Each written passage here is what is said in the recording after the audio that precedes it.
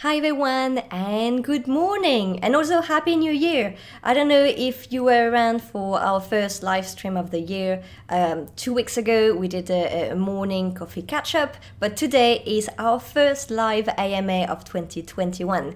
And if you are new to the stream, well, I have been hosting live video AMA with startup founders for now more than a year and a half, quite some time, let's say. And so the concept is very simple. We are live every 2 weeks on Saturday morning, and we deep dive into one startup founder's story. So we talk about their own journey, the startup, and also all the challenges they are facing. So kind of opening a door on the behind the scene of building a startup. So right now we are live on many platforms, and so the reason why we are live is so you can ask your own questions to our guest. And today I am joined by Rav Roberts, the CEO and co-founder of Pharma Sentinel. So please feel free to say hi on the chat, tell us a bit Hi, more everyone. about tell us a bit more about where you're joining from, and just ask your own questions anytime for Rav, and I'll make sure to pass them on as soon as I see fit, or as soon as I have an opportunity to ask them. Rav, it's a pleasure to have you here today. How are you doing? Yeah, I'm doing great. Thank you so much, Amandine. I'm really looking forward to the Q&A. Yeah, me too. It's always super interesting when I start preparing my question for the guest because first you have already an understanding of what people are working on, but then once you're diving into their LinkedIn profile and googling their name and everything, it gets even more interesting, and you have so many questions. Yeah. But maybe first thing first, can you tell us a bit more about you, your background, and well, the startup you're building now? Okay, yeah. So first of all, let me start with the startup I'm building and the fantastic team we have. So we've got three co-founders. We all met 16, almost 17 years ago now, when we were doing our MBAs at Cas Business School. The brains behind it is NASA. He's a pharmacist of over 25 years. He's worked in the private sector and the public sector, and he came up with this idea in the first place. And it was a really great idea. So I didn't know that around 50% of people in the UK, US, and globally take prescription medicines for conditions. I thought it was maybe 10 or 20%, but it's a huge number. And if you think about it, if you look at demographics, it's about 60% of women in their 50s. So we're not talking about elderly people. And this sort of plays into why the pandemic is so bad, because people with conditions are more prone to complications from COVID-19. And there's a lot of people with conditions. So he came up with the idea. And another friend from the MBA, Paolo, he's from Italy. He's our CTO.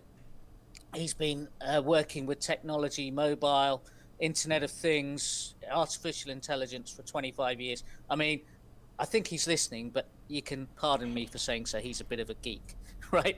That's So he okay. just like, yeah, but he's a very clever guy.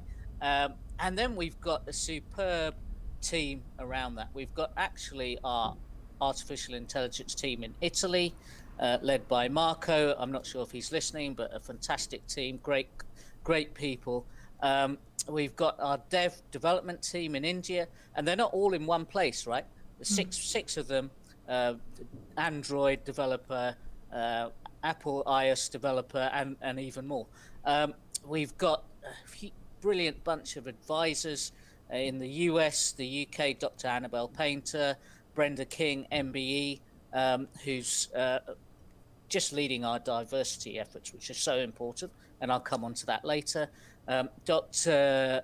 Bob in America, who's helping us penetrate into the US. And we've got a team of medical writers as well, led by Ben Spear. And strangely enough, so I used to work, my first job was with Ben Spear's father. so, so, Small so world. yeah, but the funny thing is, we started this company about just over a year ago, but we really started probably about 6 months ago. And the team have basically never met each other, Okay. right? Because of what's going on. Yeah. So we've all worked remotely and remote from each other. I think some of the team might have met each other occasionally, but all of us? No, it's just not happened. In terms of my history, so I was born in Scotland and I grew up actually in India. Then I came back to England. I grew up mainly in England, but I've lived in Sweden. Swedish is my second language. I also lived in the States in San Francisco for 6 years, where I did technology consulting, and I founded a startup in San Francisco, which we raised money for, and it was all going well. And then September the 11th, and the dot-com crash happened, right? Yeah. So I'm sure we'll have the opportunity to get back to that later on, because I'm sure there are lots of stories and learning from that. Exactly. So you mentioned what the stage of your company and all the amazing people involved, but we haven't really touched on yet on what it is you're doing exactly. So I understand that you have an app out there available, but you have also bigger ambition with the company. So tell us a bit more about the company itself, what you really do. Yes, so we are here to provide medicines, news, information from trusted sources. So we only use trusted sources. We have no social media on the platform, mainly because of the problems that we have with misinformation and disinformation on our platform. We use artificial intelligence to deliver the right information to the right people at the right time. So if you think about it, it's really strange. So the current places people go for medicines and health information, medical conditions information. Say you've got a mental health problem, or your partner has, or your children have. Where do you go? So most people go to Google, right? In fact, about 1/5 to 1/6 of daily searches, over 1 billion searches every day, people go to Google. But of course, when you search for something, you're presented with ads, and then a mixture of sometimes good information and sometimes bad. So let's look at the good information. You can go to WebMD, you can go to the NHS, but the user experience is almost the same as it was 20 years ago. So you actually have to go there, search for something. That means something's probably already gone wrong. So you're searching for some answer to a problem that you have. What you can do on our platform is very easily, we have a Twitter-style app called Medsi, which stands for Medicines Information for Me. So you go to our app, you follow different medicines, conditions, or types of alerts. So, for example, if you're interested in a drug safety alert, or a drug recall, or clinical trial opportunity, say you're diabetic. So I'm diabetic. I've been waiting for a clinical trial for 15 years. I didn't know that you could register for clinical trials. No one's ever told me that, because I really want to get rid of diabetes, right? I've tried everything, diet, exercise, and all that sort of thing. But on our platform, you just, with a click of the button, say, I want to hear about clinical trials for diabetes. And we deliver you push notifications in your mobile phone. So we're a mobile first technology company. We have artificial intelligence in the back end. We've got a big data platform. We've actually just signed a partnership with the NHS to syndicate their data in our platform. So initially, our consumer app will be getting that information from all these different places, trusted places only. So I'm talking about, for example, the NHS, the medicines regulator in the UK, the MHRA, the EMA, Food and Drug Administration, FDA in the US, and World Health Organization. So we deliver those news, information, alerts, and personalized recommendations to you in our Twitter style app. So you can like, save, follow, even share different articles. And we don't just have news. We're going to have videos, live streaming just like this, and podcasts and other really interesting multimedia on our platform. But that's just where it starts. So we've got ambitions to become a B2B company. So we take this medicines data intelligence, and we've got plans to actually service pharmaceuticals, biotech, FMCG, even health insurers as well. So we've got a B2B arm and a B2C arm, and you'd expect that. I mean, there's three MBAs leading the company, right? So we've got a very good business strategy to target B2C and B2B. Okay, so I have a couple of questions from there. Of course, Yeah, that's a lot, and so many questions come to mind. So I think we're going to start by the first one, which is related to what you just said about having a B2C and a B2B focus. So your app is called Metsi, but the company is called Pharma Sentinel. And so how do you build so many different brands? Like how can you just be on the two front at the same time? And also, how do you plan on monetizing? Does this mean that you're not monetizing the B2C aspect and you're waiting for the B2B? Because I understand that the app is free at the moment, right? So what's your monetization plan also? I mean, these are great questions. Okay. So I think one of the most important things for a startup is don't try and do too many things at once, because you're just going to not devote enough time to them. You can't, we've got a limited amount of resources, right? Even if you threw money at us, and we've been lucky enough to raise quite a bit of money, but even if you threw money at us, we'd have to hire people. It just takes too long. So we've got to focus on what really matters. And actually, we've said no to a couple of really good opportunities in the past month because we're focused. So just to give you an example, we had an opportunity to grow in the Middle East, in Dubai, our consumer app in a B2B setting as well. But we said no, and we said no because our focus for at least the next 6 months is launching into the USA, Okay. and we've got a great plan to do that. We've got Dr. Bob who's helping us. So that is, you've got to prioritize. So we're prioritizing number one, our consumer app Medsi, right? Making sure that's good. We listen to what people are saying. We make changes. We add new features, and we make it a stable, secure, robust, and scalable platform. So that's what we're building. That's what we've launched about 3 months ago. We've got 15,000 users already in over 150 countries. So we're doing pretty well, yeah. But this is just the start. We're planning to launch into the US very soon. Then, off the back of that, we're actually going to target B2B, different B2B verticals, and we're prioritizing which ones we're going to do. So looking at what the return on investment is, what the market opportunity is, what the competitors are in that area, what connections we've got to actually break into those markets. So if you think about B2B, usually the sales cycle is at least 3 months. But if you're talking about big pharma, it's probably 6 months to a year, right? So it's going to take a long time to actually drive some revenues. So we're prioritizing on all these different factors, and you have to do that. And that's where the business knowledge comes in. And also, I've got to say, and I'll come on to this later, there's so much free information out there. You don't need an MBA, right? Yeah. It's all out there. Some fantastic information to help startups.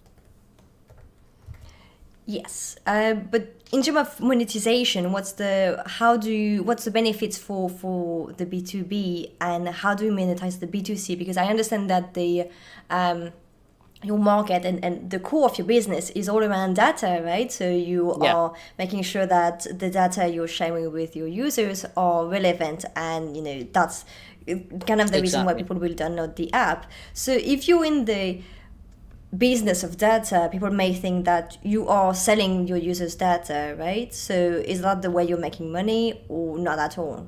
Not at all. So prior to starting this company, I actually worked for a very big consumer goods company called Diageo, and Diageo are they are the biggest drinks company in the world. So they have Johnny Walker, Guinness, Smirnoff, and other huge brands like Ciroc and Tanqueray. And I was actually responsible for designing and rolling out, implementing GDPR globally across all our markets, all our brands, about 200 brands, 180 countries, right? So GDPR is very close to me, data protection and data privacy. So we're absolutely not going to do anything with our users' data without their explicit consent. So that's just a given.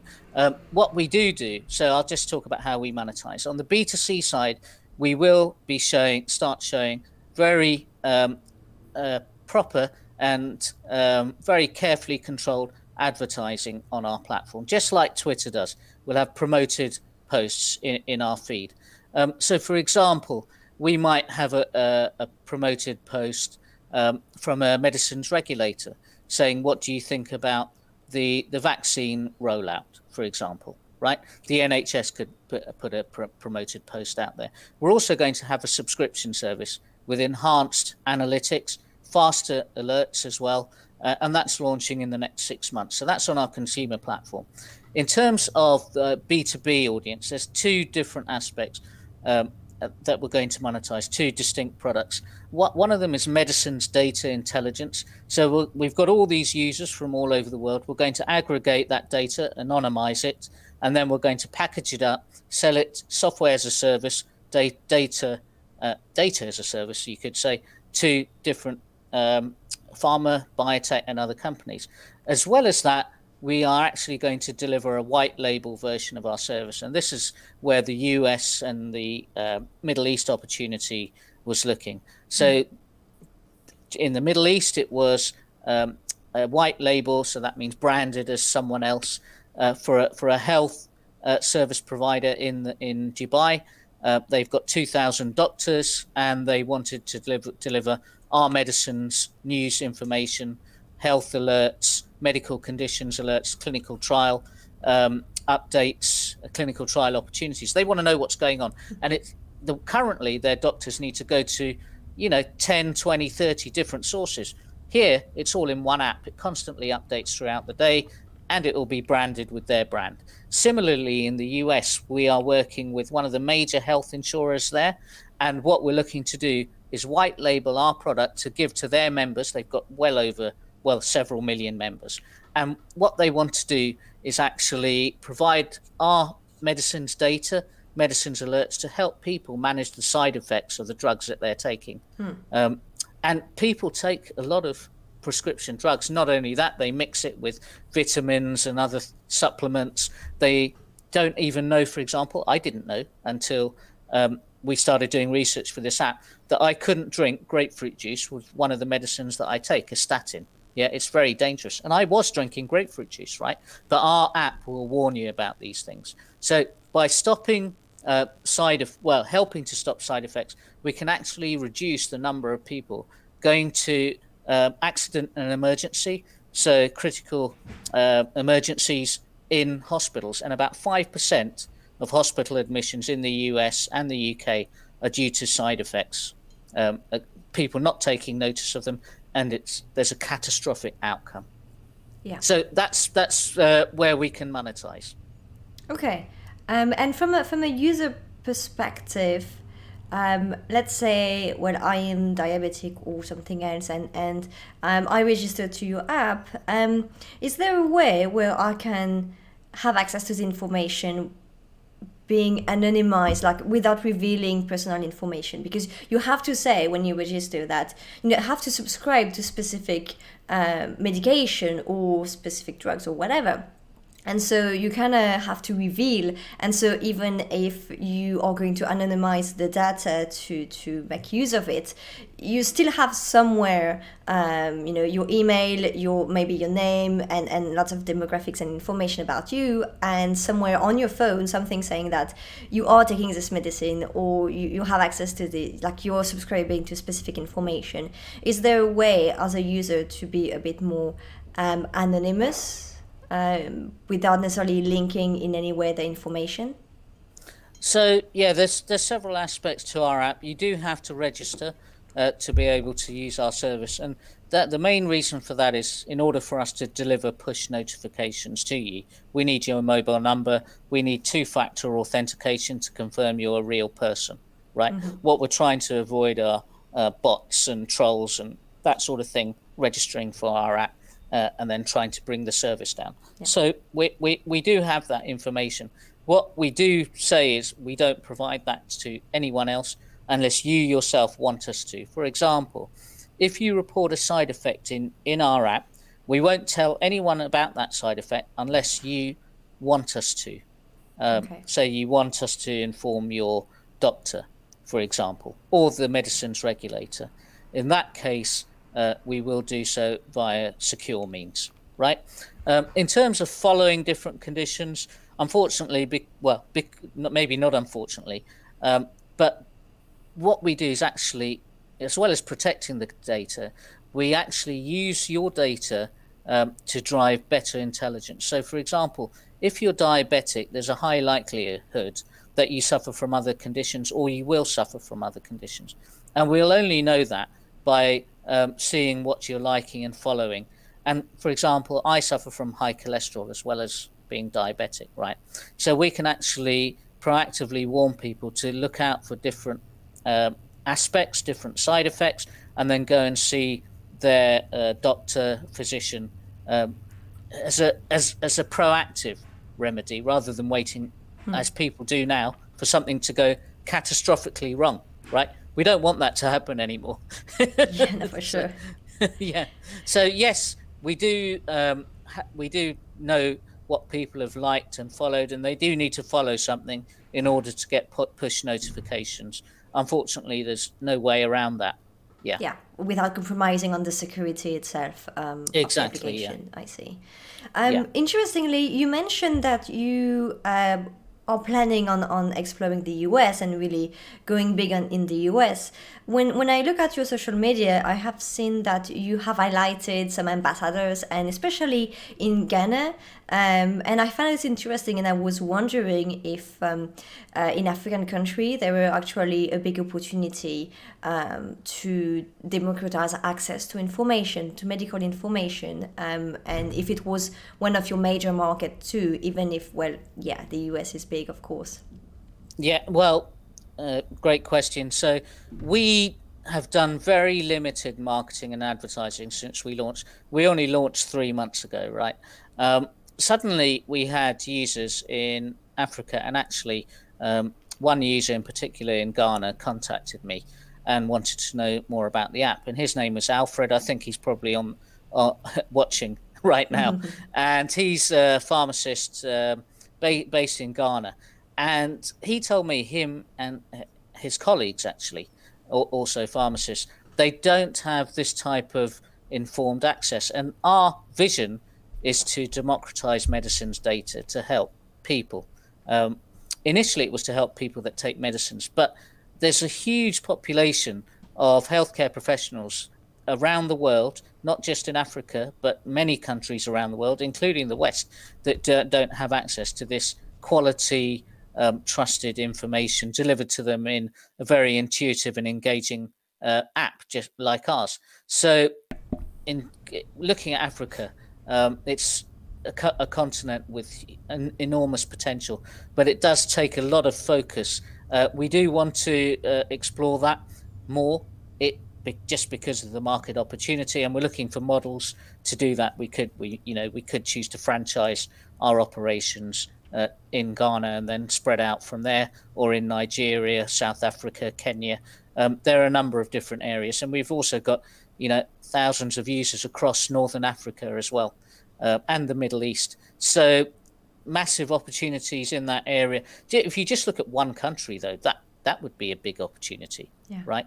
And it does need a focused, targeted marketing campaign specific to that country.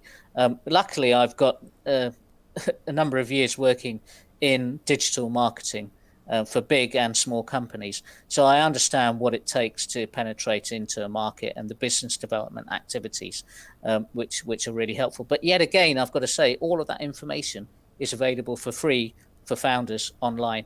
So if you want to know, and I've actually introduced a few budding startup founders to this information, so I know it's there. It is, yeah. Yeah. I think another burning question is, we can't avoid it right now. It's 2021. We just spent almost a year in confinement. So what was the impact of COVID on your business? You mentioned that you were fundraising some time ago, or you already received some external funding. I don't know if you are still fundraising or not, but have you seen a change in terms of the investor's perspective and just the general interest for health projects? I have seen a number of number of projects related to healthcare popping up, but I'm wondering if it was actually a good thing, where there is just a more interest now, or it's just if it just means lots of competition suddenly and lots of projects that are slightly less mature because they just came out for COVID. Yeah, a bit of both. So it after the pandemic struck, it did become easier to raise money, but it still took a lot of effort before we got the ball rolling. So the pandemic really started hitting the UK in March, April, May.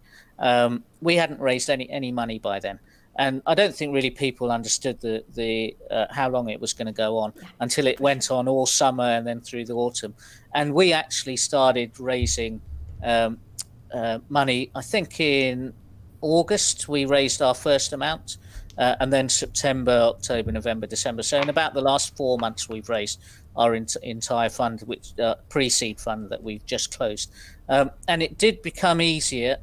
It's sad to say it did become easier, but before I go on to that, two of our advisors are doctors, right? One of them works in the NHS, one in America. All of our people have been affected. The people working with us, our users, have been affected by COVID. But of course, the doctors are on the front line. Yes. And I just want to say a thank you to them for all that they've done to help us through this crisis. Right, two of my immediate family in Sweden are doctors as well. So it's a really tough time for them, for everyone. And I don't want to just talk about how good it's been for us to raise money, because, as I said, all of our team members have been affected. Some of them have caught COVID, some of their family members have. So it's been a very tough time to run a company, or to start a company and try and run it. Okay. In terms of competitors, we have seen more health tech, digital health companies. But to be honest, not really that much of an increase since prior to the pandemic. Maybe that burst, that bubble, is going to come this year a bit more, and the ones that aren't prepared to survive will burst, just like in the dot-com crash about 20 years ago. So we do expect there to be competitors, not just small startups, but we expect larger competitors as well. So we know that Google, Amazon, Apple, they're all very interested in digital health. They want to get closer to helping people. So it's not just all about money. Definitely agree. Yes, they actually all have a department, or at least a part of the company, that is dedicated to health. What they're doing there, I think no one really knows. It's like all these big companies, that they have so many projects in so many areas, but you don't really know what they're up to. And I think when you're a startup, you're always wondering, what if Google does that? But you can't ever tell, right? Yeah, sure, they could do that, but I think when sometimes investors ask you, so what if Google decides to do the same thing? But in the same time, it would kill any company doing anything in any area, because that's how it works. A big one wants to do it suddenly. Well, you have not that many choice. You sell or you find a way to be different. But yeah, it's kind of tough anyway. Exactly. And one thing is, in life, you have to create your own path, right? If you want to live, I think, a more fulfilled and passionate life, you have to take those risks, and you have to go your own way with the people that you trust, like our founders, like our whole team of people, and we have to believe in our vision and our mission, which is to help people that take medicines everywhere. And it is difficult, yet anyone can come up and take your market, but you have to what we call put a defensive moat around, or build a defensive moat around what you do. And that's different activities. If you look at Google, if you look at eBay, they were able to do that very effectively. And you can learn from their strategic positioning, market positioning and product positioning on how they do that. And that's what we're trying to do as well. we actually have a question on the chat, and that's great because it's a good introduction to focus more on your own journey and your own experience. Okay. So I Yeah. am Zoro. Ask what's the worst mistakes you've made in your life, and what did you learn from it? Right, worst mistakes. That's a big I question. Yeah, it's a big question. I don't know if I'd call them mistakes, but I've had lots of ups and downs in my life. Okay, when I started as a programmer, a database analyst at Fidelity Investments in the UK, and through that I got a job in the US on the West Coast, and that was in early '97. So I moved over there. Everything was going great. Then I started my company in San Francisco, which was a digital marketing company. And I guess this was a mistake because initially we were successful. Uh, and I thought that's because we were good. And that was a mistake. It wasn't because we were good. It was just because we were in the right time at the right place, right? Um, and in actual fact, looking back, even immediately looking back, we could have blamed the dot-com crash. We could have blamed September the 11th, which basically left Silicon Valley devastated. It was about the same in terms of the environment and how people were thinking to the pandemic now. It was a pretty bad time. Um, and we could have said, well, it was all the fault of that, but it wasn't. We had clients like the BBC, Philips, Samsung, BMG, really Disney, big name clients that were paying money for our product. So we thought we were good, but we weren't good. We'd made several strategic errors on our journey, and I had to come back to the UK. I actually came back with less money than I went there with. Okay, I was sleeping when I came back to London. I was sleeping on a friend's sofa, and I had to start all over again, and that was really tough. And then I suppose you could call it a mistake, but what I chose to do was to protect myself. So I started working for big corporates such as Accenture Management Consulting, Capgemini Consulting, uh, companies like Diageo. And that was to make sure I earned enough money. So if the same thing happened again, I wouldn't be sleeping on someone's sofa, right? So I'd have my own property that I could go back to. And you could call it a kind of mistake, because that means that I didn't follow my dreams for about 10 years. I couldn't do that because I needed to do other things. And in fact, I've got twin babies now. They're coming up to 1 year old on Sunday, tomorrow. And I've got to make sure I can take care of them, right? Along with my wife. So priorities change, but my passion was always there to do something meaningful with my life, to work in a really transformative company. And thanks to NASA and Paolo, that are co-founders, I am able to do that. And I'm so happy about that. So in terms of mistakes, people make mistakes all along their journey. My journey has been up and down. It's been a roller coaster, really. But I think the important thing, and I'll come on to this later, I'm sure, is that you, in this, not just this day and age, but throughout history, but perhaps more so now, people have to be resilient, right? Yeah. Mentally and physically resilient. Life is going to be, it's, if you take advantage of opportunities, if you put yourself in the right position, you're going to have a fantastic time. But life is going to throw what we call some curveballs at you. That means that you're going to suffer some downs as well. You're going to probably have to change career. You're probably going to be made redundant. Yeah. You probably are not going to get on with every boss that you have. You're going to have difficult people that you work with, and it's going to be very stressful. But if you're prepared for that, and if you actually use the resources on the internet to prepare yourself mentally and physically, to cope with that, you'll find yourself in a much better position. One thing I would say is that it's very important to put yourself in the right position. Okay, that means that you surround yourself with people, the right people, the people that are supportive. That of course they challenge you, but they support what you're doing. They support you as a person. What you don't want is destructive people around you. And perhaps when I was young, I might have had a few destructive type of people around me as I was in my late teens, early 20s. And that was probably a mistake looking back. Yes, I had a good time, but I wasted some time as well, especially with the wrong type of people. So that's all behind me. We all make mistakes, but the important thing is to learn from them and develop that resilience as well.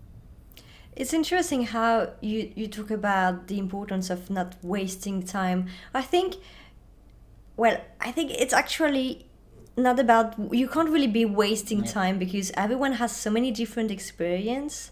I mean, you can feel that you have wasted time, but in the end, when you try to take some step back, you wouldn't have done some specific things that you would do today if you wouldn't have had this in your life. So Absolutely. I find it really hard also when you're on the founder position to have like to think about what you need to be more resilient, because I feel that you actually learn about that once it's over, when you've been through the step, because once you're on it, you're just overwhelmed by everything else, and you kind of have a brain freeze where, okay, I have to do something, so you're just doing something, and it's only afterward that you can tell, okay, I have learned something from that, and this is what I need to do to be more resistant the next time, right? So it's really tricky to, like, yes, information is online and people are can be around you to answer your question, but in the same time, you don't know what you don't know and what you need to know until Yeah. you didn't know and something happened. Yeah, it's so interesting. I really admire the young founders in their 20s, early 20s, mid 20s, late 20s. But I think they're able to do what they do, and be successful, the ones that are successful, because they have no fear of failure, right? Yeah. So they've never experienced failure, possibly, or if they have, they've gotten over it. So they've got this inner strength that tells them they can do anything. And of course, real life comes along in your 30s and 40s, and uh, it makes life pretty difficult. You've got difficult decisions to make, and difficult things happen to you. So then, when you try and start your next company, as I have done in my 40s, then it's you yes, you're more prepared, your network's better, you probably know more things, but you do have a fear of failure there. So you probably don't take as many risks. So I really admire the young people today. But what I would say is, yes, I've been through it, so I know. But even if you haven't been through it, if you're just starting for the first time, it is important to be prepared mentally and physically. So take care of your mental health and your physical health as much as possible.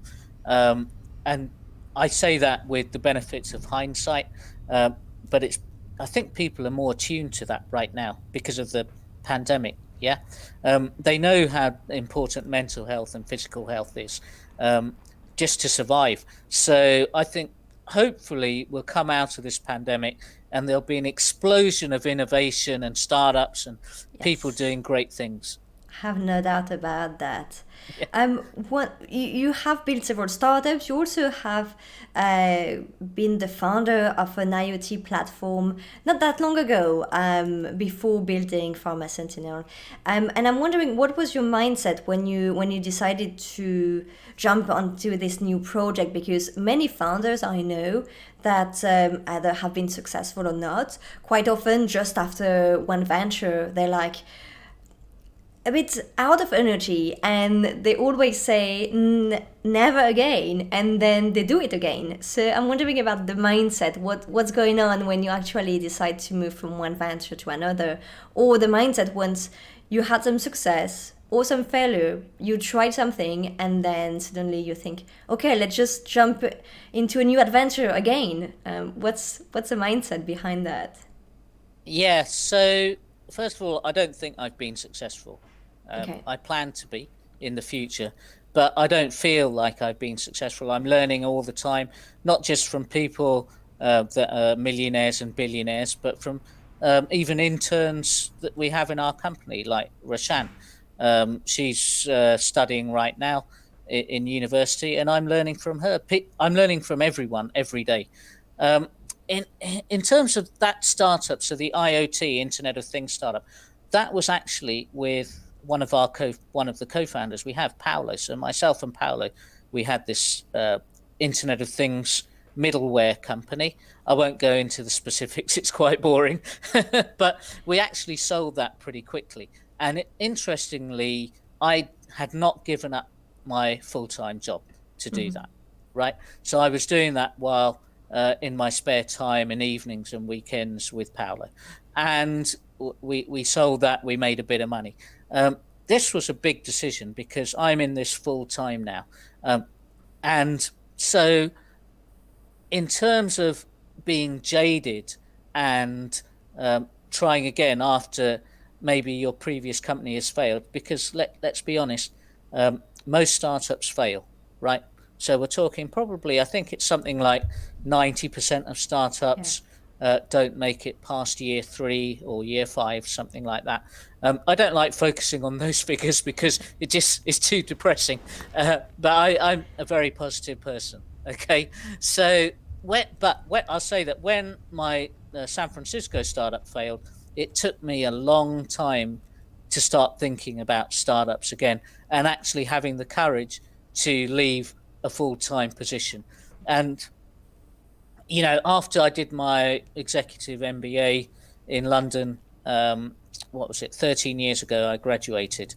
I went straight into the big corporate world. The money was good, and of course, it's less risk than starting a company. Oh, yes. Okay. Yeah. So you have to balance that risk and reward. And at that time, that's what I chose to do until the time was right. But I've got to say, I was lucky that I met Nasser and Paolo. Actually, it was at an alumni networking event in 2019 where Nasser just told us about this germ of an idea. It was like the film Inception with Leonardo DiCaprio, right? So he came up with this idea. He planted it in our heads, and then we slept and we had dreams about it, and then we met later. So and that's all because it was always in my mind that I wanted to do something like that, but I had to keep putting myself in that right position, networking with the right people. Actually going out of my way to keep in touch with people, as Nasser did, as Paolo did, and that's why we came up with this. It was serendipity, and I think that's very important in business.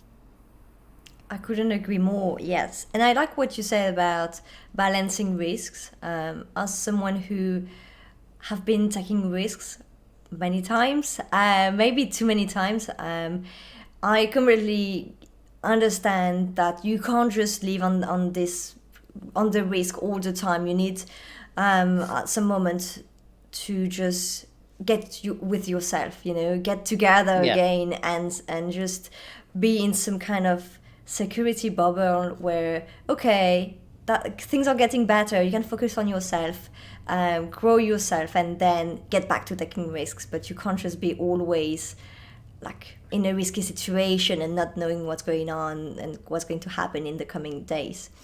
We actually have a question from Yinshi on the chat that kind of brings us back to Pharma Sentinel, but they're asking if there were any difficulties getting permission to use the medical information for your system, if you had maybe to deal directly with the content creators or with the big players. So all of our information is publicly available information. It's just difficult to find, and we get that information, as I said, from the NHS, the European Medicines Agency.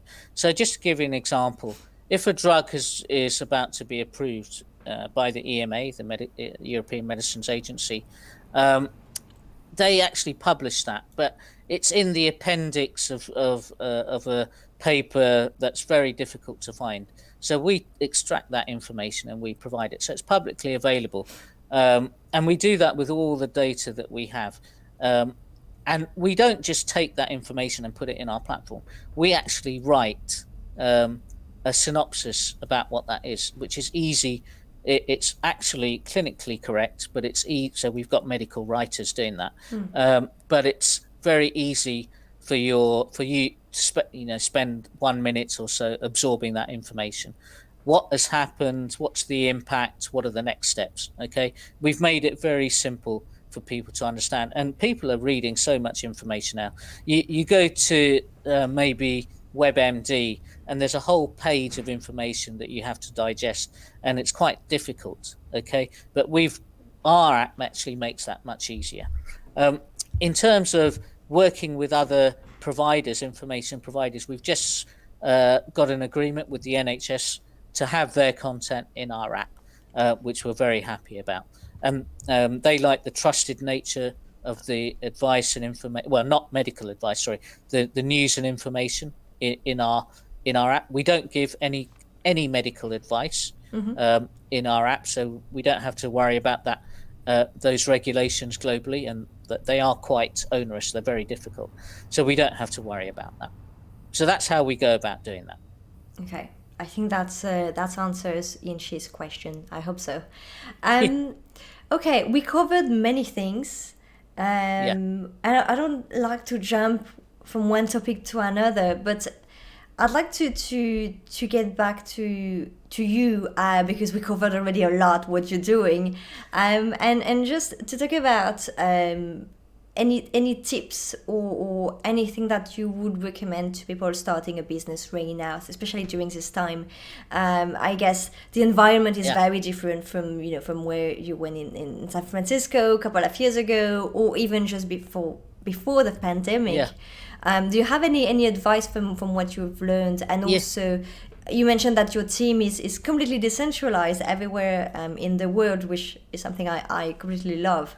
So any tips on that too? Yeah, so first of all, in terms of advice on growing a business or a startup, I was just thinking I need to tell you about some advice, right? Because there's never been a better time to start a company. This is a much better time than the dot-com boom or any time before. And one of the reasons for that is, just very simply put, Twitter. Okay. I am following a number of VCs from the West Coast. And I have to say, the West Coast of America, so San Francisco, Silicon Valley, there are a number of very excellent VCs that give all the information about how to start a business, what VCs are looking for, what a team sheet is, how to raise funding, what are the legal terms you need to be aware of, for free, right? And I'll just give you a few names. One of them's Elizabeth Yin on Twitter. She goes by the name Dunk Hippo 22, I think. But link up with me on LinkedIn or on Twitter, and I'll tell you about these people. Another one is Brad Feld. He started Techstars. And then there's Jason Calacanis, who he says he was the second or third investor in Uber, right? And they give all that information away for free. They've actually run courses for startup founders, on how to raise finance. And these courses last a couple of months, right? Venture deals, right? And all completely free. Yes. And they do this for free. I mean, these people are millionaires already. But this is, I think, one of the big differences, and it's quite scary, between the US and the rest of the world, right? Even the UK and most of the rest of the world. That the US just go out of their way, a number of people, not everyone, but on the West Coast, they go out of the way to help others. They call it paying it forward, right? I think in the rest of the world, we've got a lot to learn from them. But my fear is these people are so far ahead. So if you look at the tech ecosystem there, not just startups, but they call startups young tech companies that are worth $1 billion. They've already IPO'd on NASDAQ, right? So you look at DoorDash a couple of weeks ago, Snowflake, MongoDB, Twilio, Segment. Segment, I'd never heard of it a couple of months ago. We use that. It's basically website or app analytics. They can map your customer journey as people go through your app. And they were just bought for a couple of $1 billion by another company I hadn't really heard of called Twilio.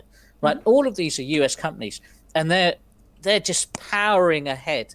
Tech stocks are up probably around 80% in the last year, right? Whereas most of the rest of the world share prices have pretty much sort of been flatlined. Yeah, they've recovered a bit, but the Nasdaq, which is all the tech stocks, is at an all-time high. So my advice is, if you can, get into technology. Right, even if you're not a technologist, okay. So my undergrad was in economics, but I started going into technology just because the people in technology had very nice cars. So that's why that's why I did it. I didn't know it was going to be so good later on. But if you're a lawyer or an accountant, try and work for a tech firm, especially I would say probably an American one, because they focus on doing things really well and being big, scaling big. And they do that from day one. And they make sure they put everything around you to enable you to do that. So follow those people on Twitter, on LinkedIn, but Twitter's just basically the best platform because you get so much advice. In terms of working remotely with a large team of people, I guess I've been lucky.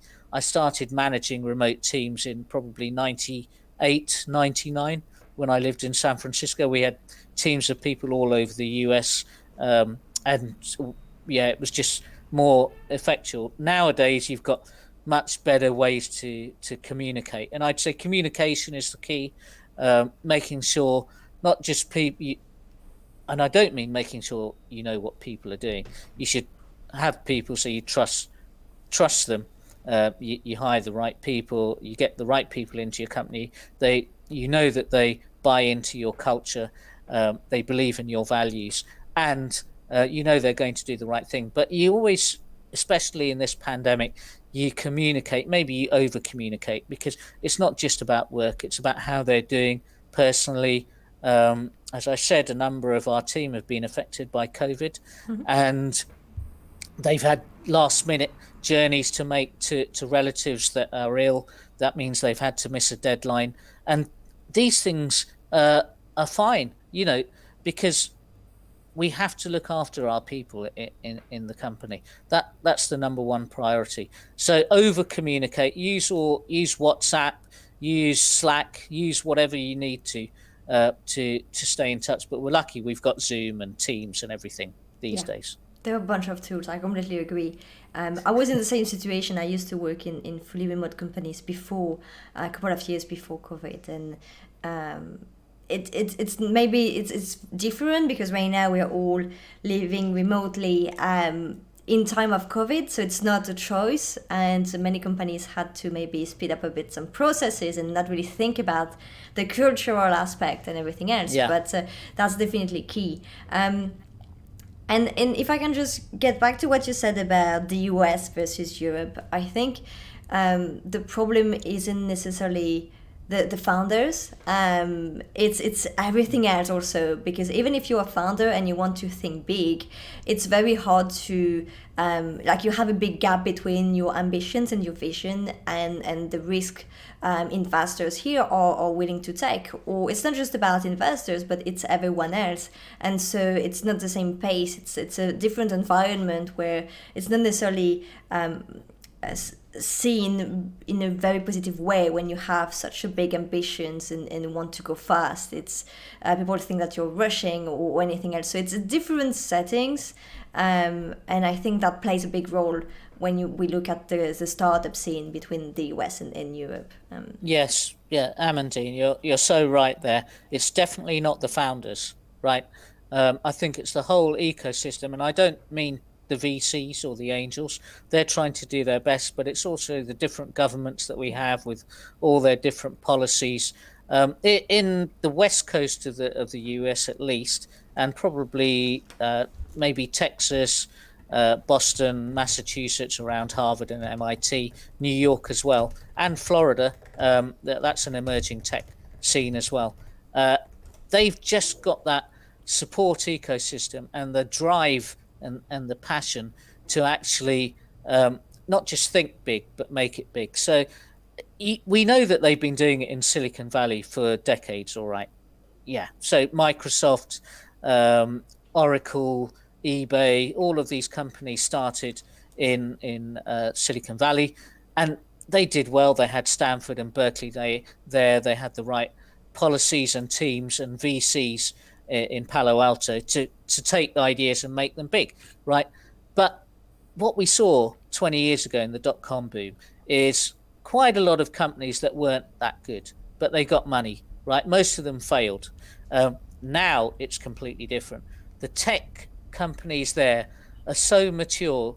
They're not just thinking big, they know how to do it, and they're doing it, okay?